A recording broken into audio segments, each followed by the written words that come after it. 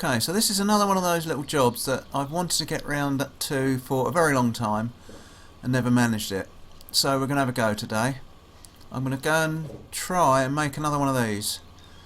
The fly press weights, the balls that go on the end, because you can see what I'm using at the moment is just some scrap steel, which isn't ideal. I don't know why it's only got one. It only came with one, so it's always been like it. I suppose the first thing, get up, get some measurements, see what size the taper is. Get these off. Right, if I do it about 5 inches long, what's that, about 28mm wide at the bottom, about 15mm at the top, just under 5/8. That should do us.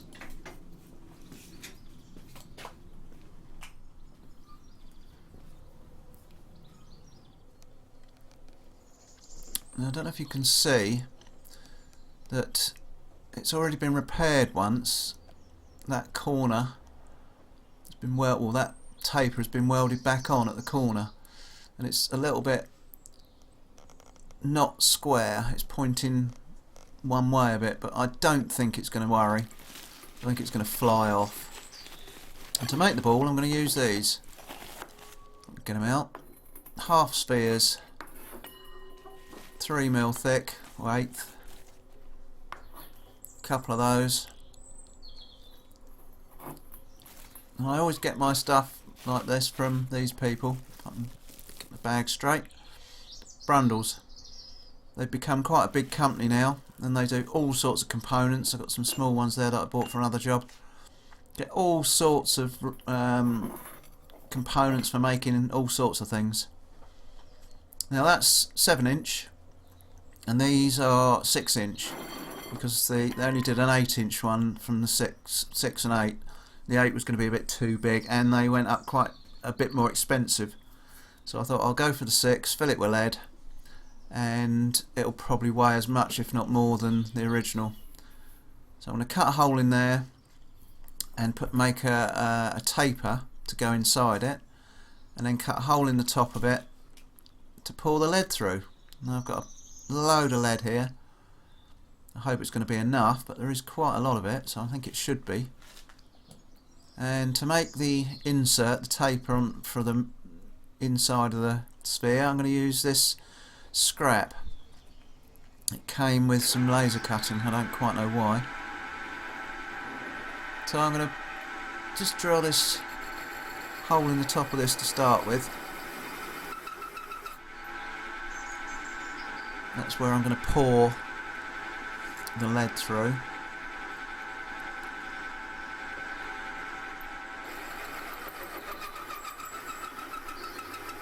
Great, these little hole saws.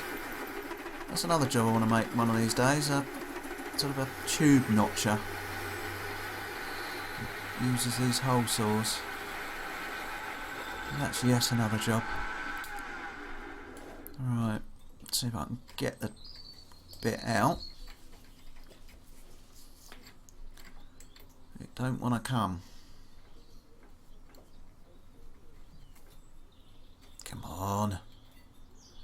No, ain't having it. Let's find something to poke it out with. See if I can find something up here.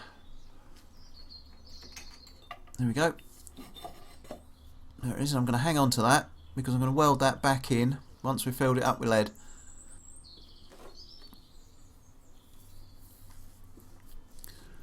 Right, let's mark out on this bit of scrap these tapers. Now, as I say, I don't know why I got sent these. I ordered a load of laser cutting and they sent 5 of these in the package. I don't know whether they used it, whether they'd made a cock up and it was just surplus to the requirements and they used it to stiffen the package. But they're like huge sort of flanges. Whether they got the dimensions wrong or what, I don't know. But anyway, I might as well make use of them. So that's 15 at the top, 28 at the bottom, and a real wobbly line. Do the same the other side.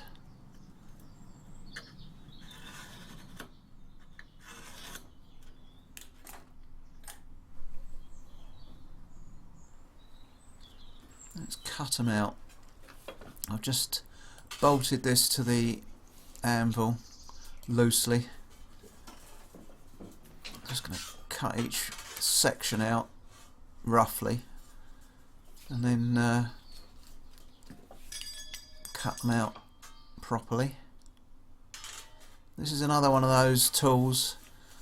I think I paid, actually I don't think I paid at all for this little shear, because it had been in a fire and it was in a hell of a state and no one knew whether it would ever work again, so I'm pretty sure I was given it.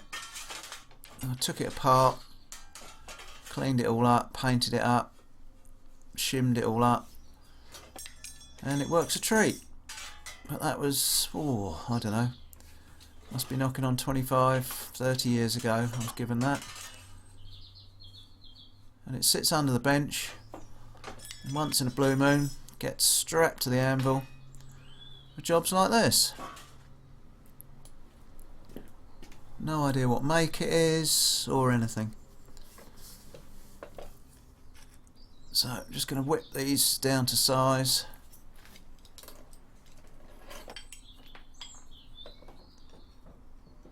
This is 2mm plate, so it's not going to trouble this tool.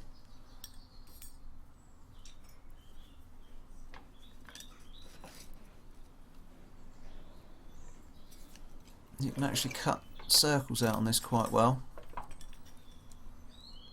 I cut them out of quite thin stuff when I'm making horseshoe candle holders for the Christmas job. Right, so we've got them all cut out. Now what I'm going to do is just tack them together in two halves. You'll see why in a minute.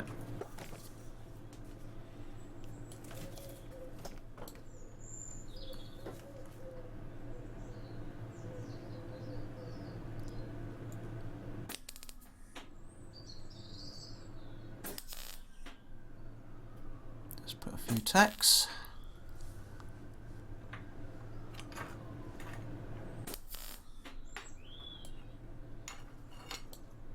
That one isn't very good, so I'll put another one there. I'll do the same with the other side.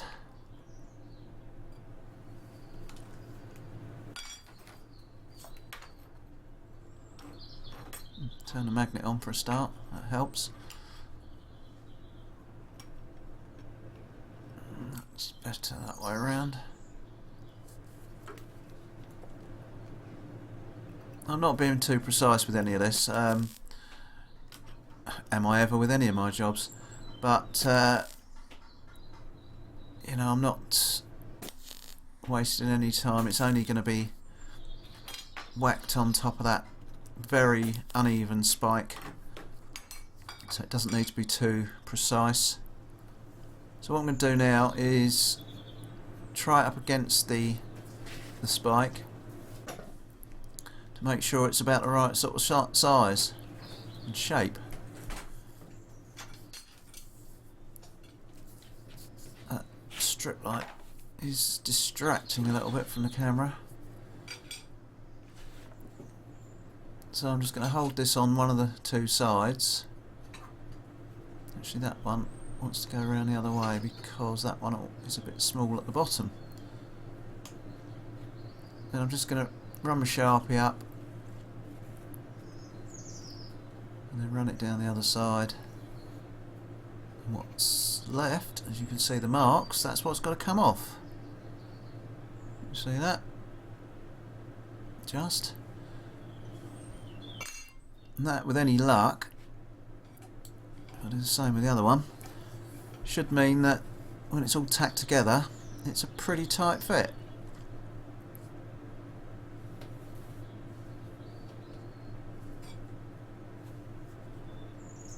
Only needed one side doing, and you can just see on there, it doesn't need a lot off. So just get the grinder on that and give it a bit of a touch up just back to the line. So it doesn't need a lot.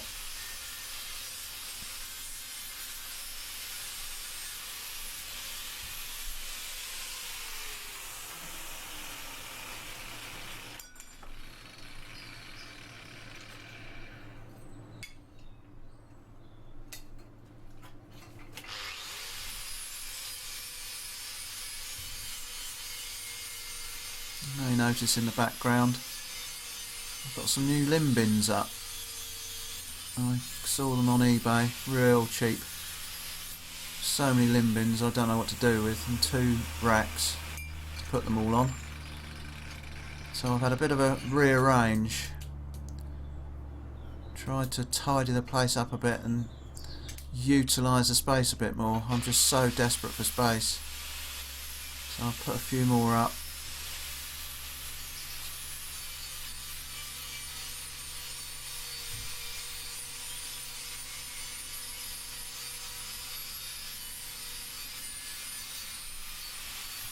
Right, that's about it, I think.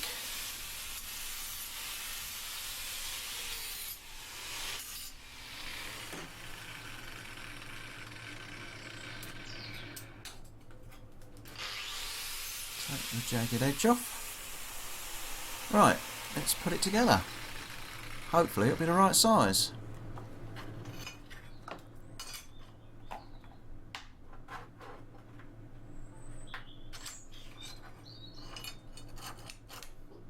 This time I'm only going to put a couple of tacks on it rather than the 3 or 4 or whatever I put on the other side, because if it doesn't fit I don't want to be grinding loads of tacks off.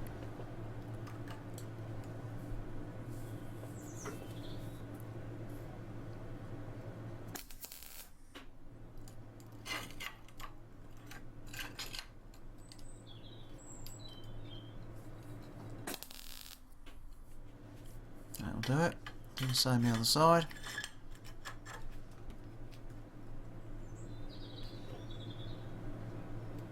It's a bit warm still, so right, that'll do. Let's get up and check it.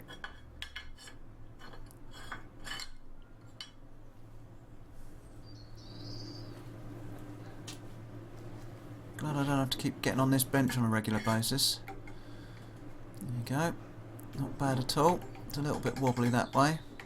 Let's try it the other way. That's better. Look at that. Really marvellous. Perfect fit.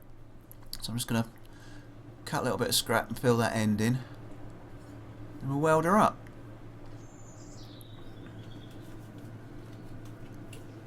I just found a little bit of scrap off cut from when I was cutting these out. Weld that in the end. And so I'm not going to muck about with this too much. It doesn't have to look pretty, it's just got to be functional. Just needs to, come on, I can't get my magnet to grab it where I want it. Let's try the other one.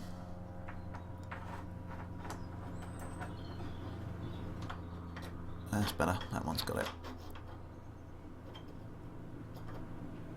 There we go. Oh, it's just run a bead.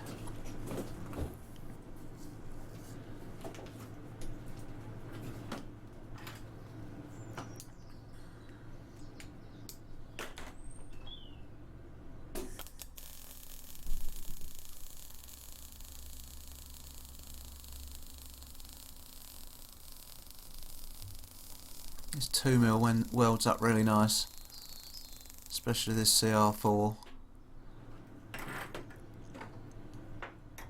Much better than the hot rolled stuff.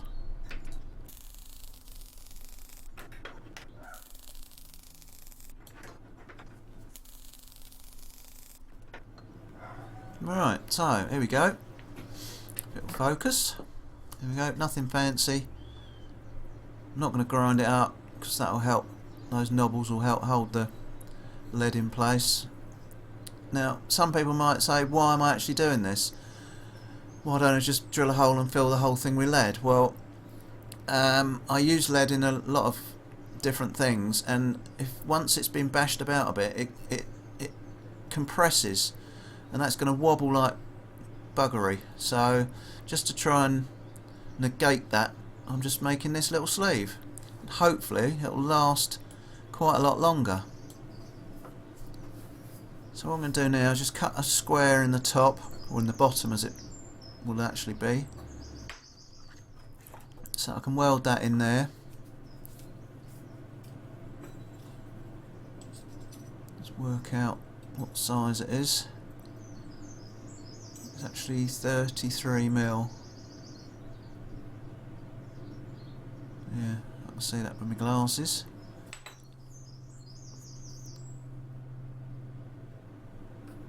So if we go about 16.5 from the centre,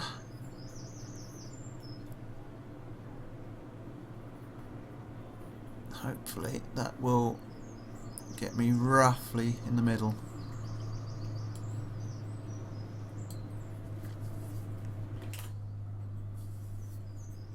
You can just see those marks.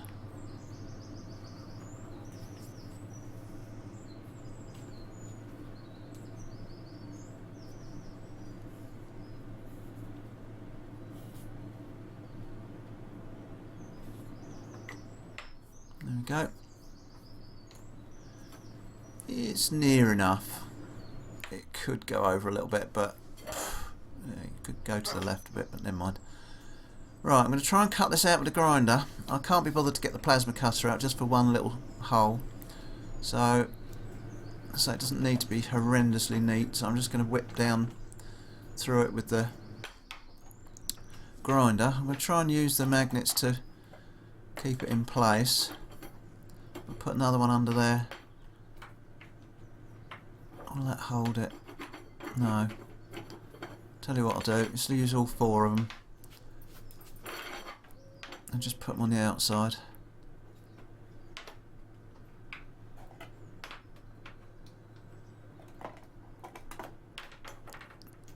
That's not going nowhere now.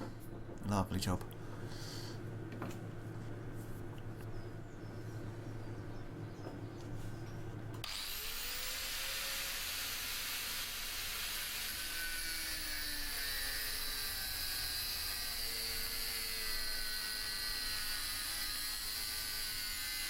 I might just have to overcut or overdo the cuts a little bit just so I can get it out easy. But that doesn't matter because I can weld the overcuts up when I weld the sleeve in.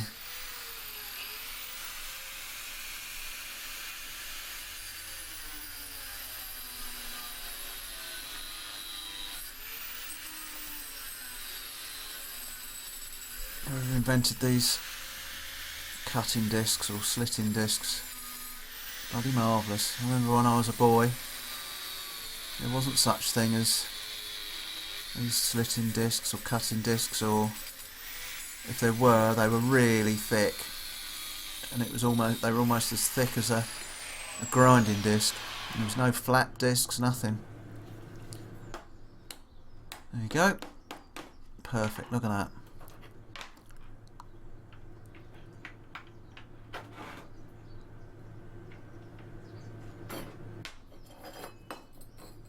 Bit out, we don't need that bit.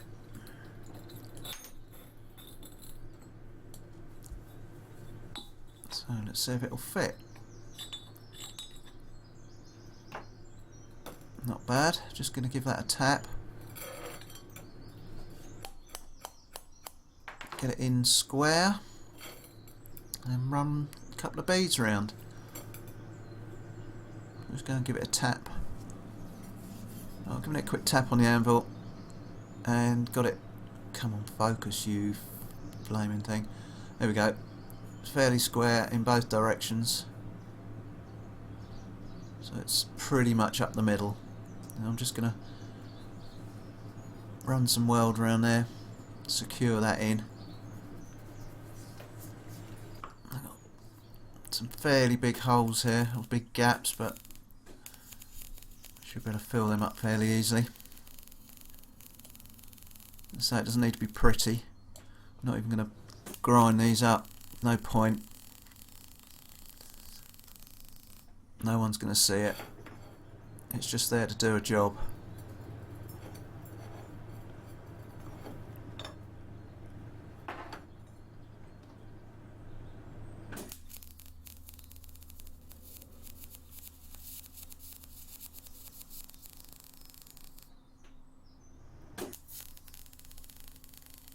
You see these magnets I've been using? Well, a lot of the equipment I'm using. If you're interested in buying any of it, there you go. That'll do. If you look in the description, there'll be a link to an Amazon site where as many of these bits and pieces that I use, you might be able to find them. I've put links to them. So I'm just going to put this top on.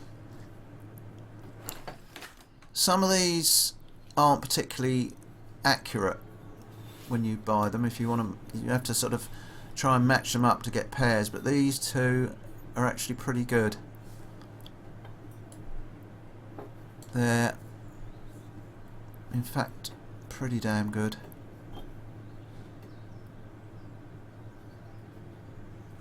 Give it a tack.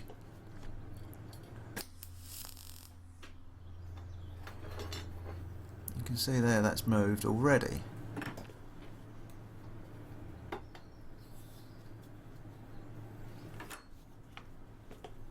If I was making this into a proper ball that needed to go on display somewhere, I would spend a lot more time at each tack making sure each piece was level,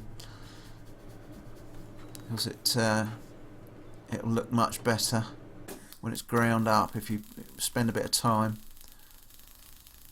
to make sure the edges are really flush with each other. So I'm not going to bother too much on this.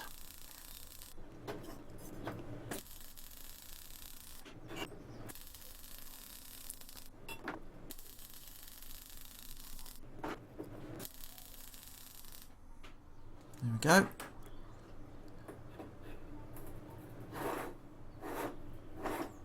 That'll do for me. Just going to get some gloves on and see if I can give it a grind up. Tidy it up a little bit. On Big Bertha.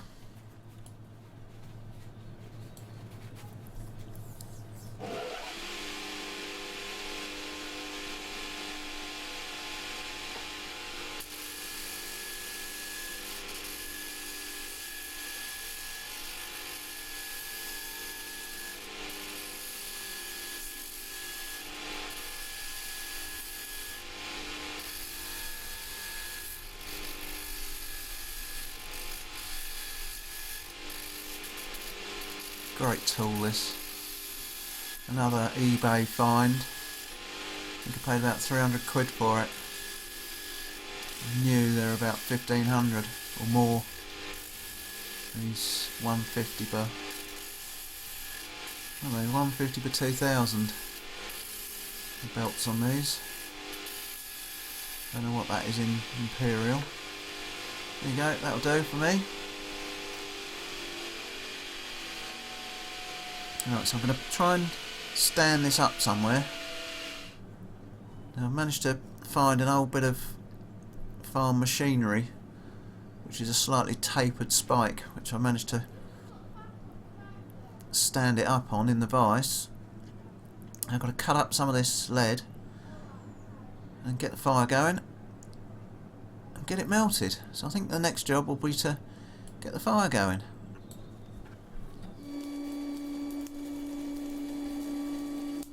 Right, I don't actually possess a crucible, so what I'm going to use is this. It's an old end cap from some pipe pipe work, you know, you weld it on the end of a pipe and you blank it off. So I'm going to put my lead in there, and then once it's molten, get my little ladle, scoop it out, pour it in the thing. That's the theory. So let's give it a go. Go and cut up some lead. I don't quite know how easily it's going to melt, so I'm going to cut it up into tiny little bits to start with, till we see how easily it melts.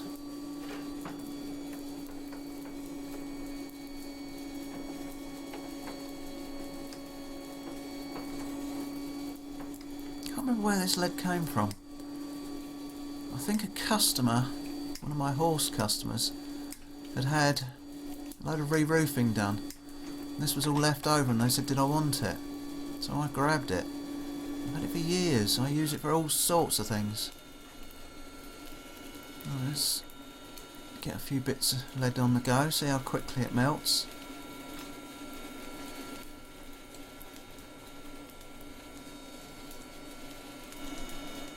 Fairly quickly by the looks of things, and that fire's only really ticking over. So I'm going to get some bigger bits in now because it's melting quicker than I can cut it. Some of it's a bit oily. I've obviously over the years spilt some oil on it. It's probably cutting oil from, because this has been under my pillar drill for years. So we're going to get a bit of smoke off it from that, but you can see how quickly it's melting. It's going almost as fast as I can put it in. I'll have to turn the fire down a bit. It's going to splash a bit, so I want to put that in gently.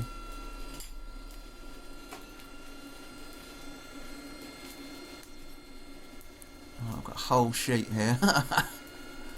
Roll it up. Hammer it a bit flat.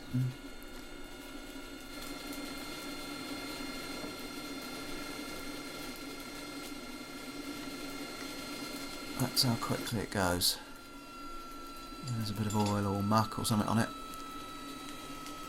So that's my first melting. There's quite a lot of muck on the top. I'm just not going to worry too much about the muck on it. It'll all go into the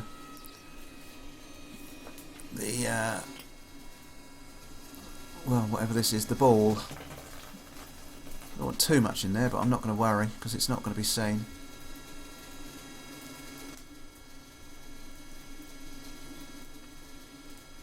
That stuff I'm going to just tip out into my scrap bins.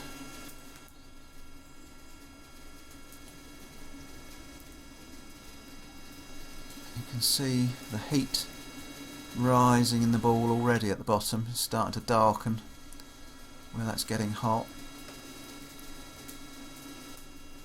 And that is virtually it for the first melt, which is gone nowhere. I think I'll turn the fire down a bit because it is really melting quick. Now I've done another melt because you can see how far up it is now. It's taking quite a long while, so I'll cut the middle melt out. Try and show you the last little bit.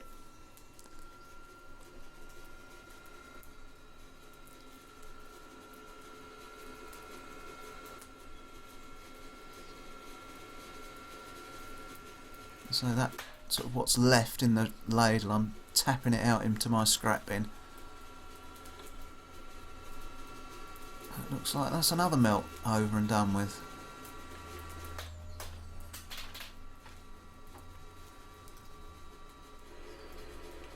I'm turning the fire down even more now. You can see it's all but out because it's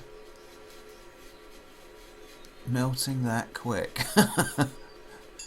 Lead really does melt quick.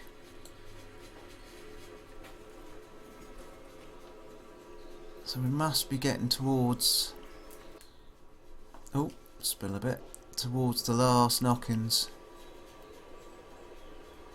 I hope so, because I'm running out of lead. That whole... There was a big sheet that was folded over on the floor and quite a few smaller bits, and it's almost gone. And I have got more, but it's tucked away somewhere behind all sorts of other old rubbish because I've had it for so long. So I'm hoping this is going to be enough.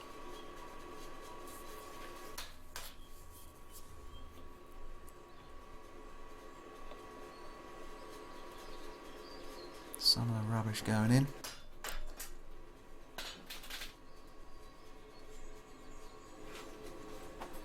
Right, we're almost there, I'm sure of it. There's another full melt.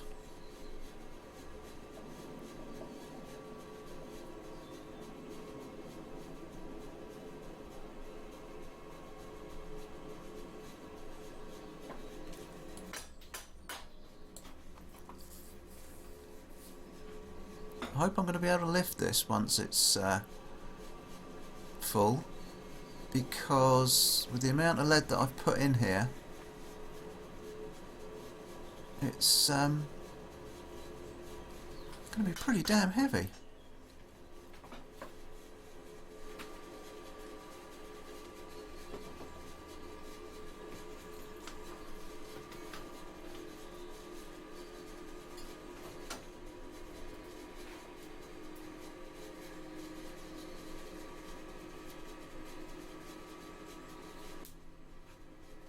Alright, I think that's another full melt gone. I think I should have shortened this video a little bit.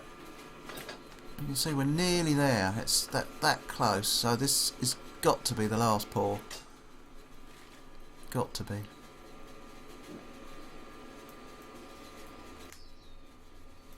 There we go. Brimmers.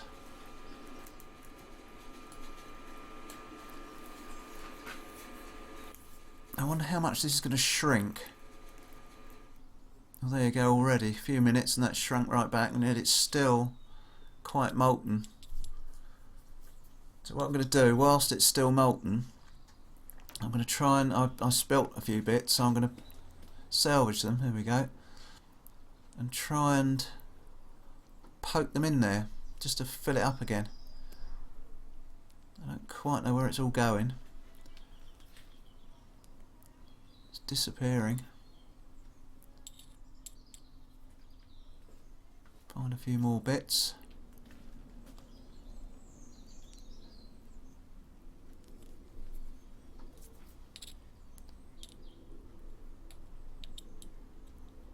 The centre of this core must be still really molten. Anyway, I won't bore you with that. I've finished it up, I've put the cap back in, and I'm going to weld this in. I really ought to have waited until this has all gone cold, but I'm guessing it could take a day to go cold, because there is one hell of a lot of lead in there. So I just want to get this finished so I can get the video finished. I don't want to have to come back tomorrow, so that's why I'm forcing the issue. I'm going to fill this hole up, cool it off, and get it on the fly press.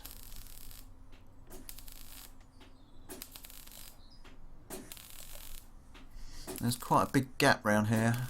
It's obviously it's a 3mm gap, or maybe more.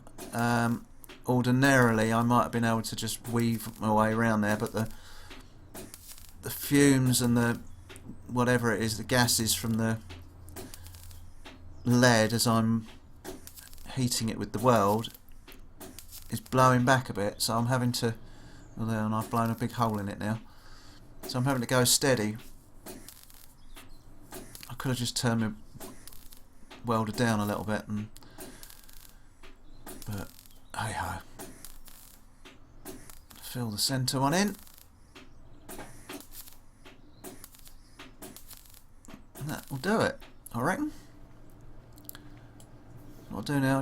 quick grind up, tidy that up.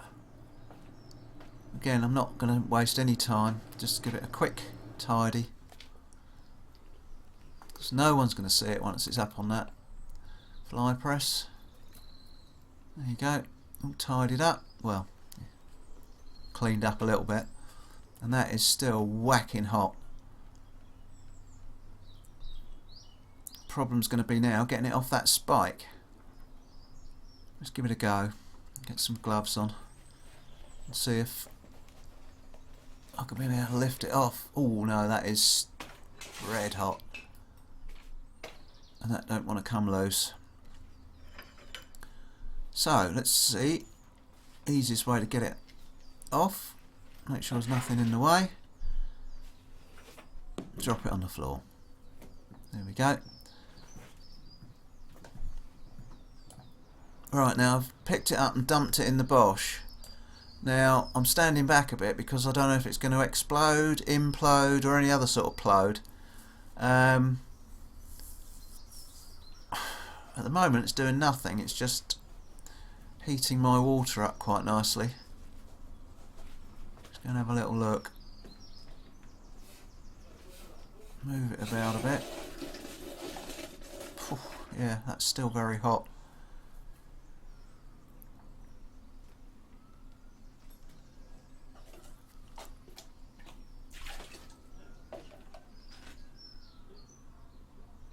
Let's get it out and see if I can get this spike out. That is so heavy. Ugh.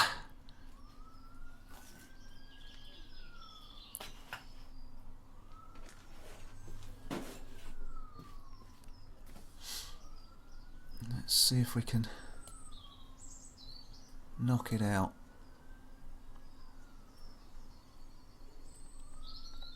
Right, well I've knocked it out, and there's a dent in it. Now I'm not sure if that's from dropping it on the floor or from it trying to implode when I put it in the water. It shouldn't have done it on the floor. Well, it might have done, even though I dropped it on rubber. There's rubber matting on the floor in front of my anvil. It could have still done it, but either way it's got a dent in it, but it will never show once it's up there. So let's get my gloves on because it is still whacking hot. It could have quite easily sucked itself in when it hit that water, because obviously that's going to shrink a bit more, and as I've sealed it, that's could have been what it did, but it could equally have done it hitting the rubber. Oh, nearly knocked everything off the bench just dropping it on there.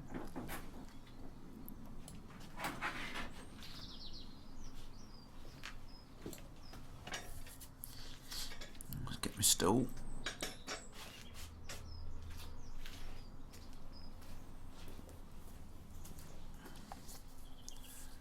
Right.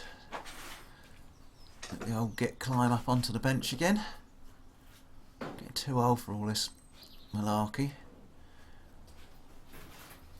See if I can get it up there. That really is heavy. Look at that, lovely fit. And look at it, it's working already. Ta-da! Oh, it's caught up with me sanding belts. I'll have to move them, I think. But there we go, it's on, it works. It's added a nice lot of weight to that tool. Used to have to really swing it, you know, get some momentum going. Now, hopefully, I won't have to get quite as much going to get quite a lot more power out of it. I don't think that's going to fall off of there. Let's give it a quick go. Let's see what we've got. I've got a scrap bit of 3/4, I think it's 3/4 3/8 there. Yeah, 3/4 3/8 solid. Let's just give it a quick bump. And this was the tool I made up to make the mesh hooks for another job, and I really had to swing it to get them to bend, and look at that, almost 90 degrees with just a couple of goes. So that's a success in my book. Yep, looks better as well having two, even though one ball is good, two balls are better. And even though it's an inch smaller, I think it probably weighs as much, if not more, than the steel one. So there you go. Thanks for watching, and we'll catch you on the next one.